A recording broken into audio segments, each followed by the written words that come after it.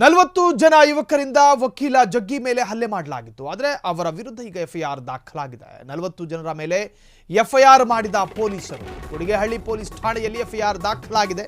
Big boss ವಕೀಲ ಖ್ಯಾತಿಯ ಜಗ್ಗಿ ಮೇಲೆ 40 ಜನರು ಏಕಾಏಕಿ ದಾಳಿ ಮಾಡಿದ್ರು. 40 ಜನರ ಮೇಲೆ ಈಗ ಎಫ್ಐಆರ್ ದಾಖಲು ಮಾಡಿಕೊಂಡಿದ್ದಾರೆ ಪೊಲೀಸರು. ಕೊಡಿಗೆಹಳ್ಳಿ ಪೊಲೀಸ್ ಠಾಣೆಯಲ್ಲಿ ಎಫ್ಐಆರ್. ನಿನ್ನೆ ಎಕ್ಸ್ಕ್ಲೂಸಿವ್ ಆಗಿ ನಮ್ಮ ಜೊತೆ ಮಾತನಾಡ್ತಾ ಇದ್ರು ವಕೀಲ ಜಗ್ಗಿ. ಯಾವ ಕಾರಣಕ್ಕೋಸ್ಕರ ಬಂದಿದ್ರು, ಯಾಕೋಸ್ಕರ ಹೊಡೆದ್ರು ಮತ್ತು ಅವರ ನಿರೀಕ್ಷೆಗಳೇನು ಮತ್ತು ಅವರ ಬೇಡಿಕೆಗಳೇನು, ನನ್ನ ಮೇಲೆ ದಾಳಿ ಮಾಡೋದಕ್ಕೆ 10 ಲಕ್ಷ ಪಡ್ಕೊಂಡಿದ್ರು ಅಂತ ಹೇಳಿ ಗಂಭೀರ ಆರೋಪ ಮಾಡ್ಕೊಂಡಿದ್ರು. ಜಗದೀಶ್ ಮೇಲೆ ಮನಸ್ಸೋ ಇಚ್ಛೆ ಹಲ್ಲೆ ಮಾಡಿದ್ದ ಗೂಂಡಾಗಳು ಹಲ್ಲೆ ಮಾಡುವ ವಿಡಿಯೋ ಸೋಷಿಯಲ್ ಮೀಡಿಯಾದಲ್ಲಿ ವೈರಲ್ ಆಗಿದೆ.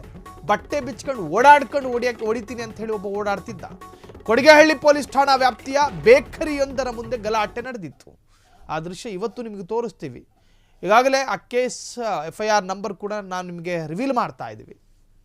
ಸೊ ಜಗದೀಶ್ ಮೇಲೆ 40ಕ್ಕೂ ಹೆಚ್ಚು, ಇದು ಜಗದೀಶ್ ಹೇಳಿರುವಂಥ ಹೇಳಿಕೆ, 40ಕ್ಕೂ ಹೆಚ್ಚು ಗೂಂಡಾಗಳು ನನ್ನ ಮೇಲೆ ದಾಳಿ ಮಾಡಿದ್ರು. ಅವರೆಲ್ಲ ಡ್ರಗ್ ಅಡಿಕ್ಟ್ಗಳು, ಗಾಂಜಾ ಸೇತ್ತಿದ್ರು. ಇದು ಜಗದೀಶೇ ಹೇಳಿರುವಂತಹದ್ದು. ಅವರೆಲ್ಲರೂ ಕೂಡ ಜಿಮ್ ಮಾಡ್ಕೊಂಡು ದಿನ ಗಾಂಜಾ ಹೊಡ್ಕೊಂಡು ನಶೆಯಲ್ಲೇ ಇರ್ತಾರೆ. ನನ್ನ ಮೇಲೆ ದಾಳಿ ಮಾಡೋದಕ್ಕೆ 10 ಲಕ್ಷ ರೂಪಾಯಿ ಸುಪಾರಿ ಪಡ್ಕೊಂಡಿದ್ದಾರೆ. ಇದು ನಮ್ಮ ಸ್ವಂತ ವಾಕ್ಯ ಅಲ್ಲ, ಜಗದೀಶ್ ಅವರನ್ನ ಎಕ್ಸ್ಕ್ಲೂಸಿವ್ ಆಗಿ ನಮ್ಮ ಜೊತೆ ಹಂಚ್ಕೊಂಡಿದ್ದಾರೆ. ಸೊ ಕೊಡಿಗೆಹಳ್ಳಿ ನೋಡಿ, ಜಗದೀಶ್ ಅವರ ಮನೆ ಇರುವಂತಹದ್ದು ಕೊಡಿಗೆಹಳ್ಳಿ ಭಾಗದಲ್ಲೇ. ಸೊ ಇದು ಅವರ ಮನೆಯ ಮುಂಭಾಗದ ಏರಿಯಾಗಳು.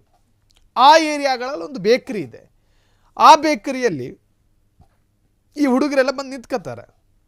ಜಗದೀಶ್ ಯಾವುದೋ ಒಂದು ವಿಚಾರಕ್ಕೆ ಯುವಕರ ಜೊತೆ ವಾಗ್ವಾದಕ್ಕೆ ಇಳಿದಿದ್ದಾರೆ. ಇಲ್ಲಿ ಜಗದೀಶ್ ಅವ್ರದ್ದು ತಪ್ಪೋ ಈ ಹುಡುಗರದ್ದು ತಪ್ಪೋ ಎನ್ನುವಂಥದ್ದು ತನಿಖೆ ನಂತರ ಗೊತ್ತಾಗಬೇಕು. ಆದರೆ ಆ ವಾಗ್ವಾದ ಅದಾದ ನಂತರ ಸಂಘರ್ಷಕ್ಕೆ ತಿರುಗುತ್ತೆ. ನೋಡ್ತಿದ್ದ ಹಾಗೆ ಅಲ್ಲಿನ ಸನ್ನಿವೇಶಗಳೇ ಬದಲಾಗುತ್ತೆ. ಏಕಾಏಕಿ ಜಗದೀಶ್ ಮೇಲೆ ದಾಳಿ ಮಾಡಲಾಗುತ್ತೆ. ಜಗದೀಶ್ ರವರನ್ನು ಕಾಲರ್ ಹಿಡಿದು ನೆಲಕ್ಕೆ ಉರುಳಿಸುವಂತಹ ಪ್ರಯತ್ನಗಳಾಗುತ್ತೆ. ಅದಾದ ನಂತರ ಆ ವಿಡಿಯೋದಲ್ಲಿ ಕಾಣಿಸಿಕೊಳ್ಳುವ ಹಾಗೆ ಮತ್ತೊಬ್ಬ ಮಗದೊಬ್ಬ ಅಂತ ಸೇರ್ಕೊಂಡು 40 ಜನ ಆಗ್ತಾರೆ ಅಂತ ಹೇಳಿ ಇದು ಜಗದೀಶ್ ಅವರ ಗಂಭೀರ ಆರೋಪ. ಈಗ ಎಫ್ಐಆರ್ ದಾಖಲಾಗಿದೆ.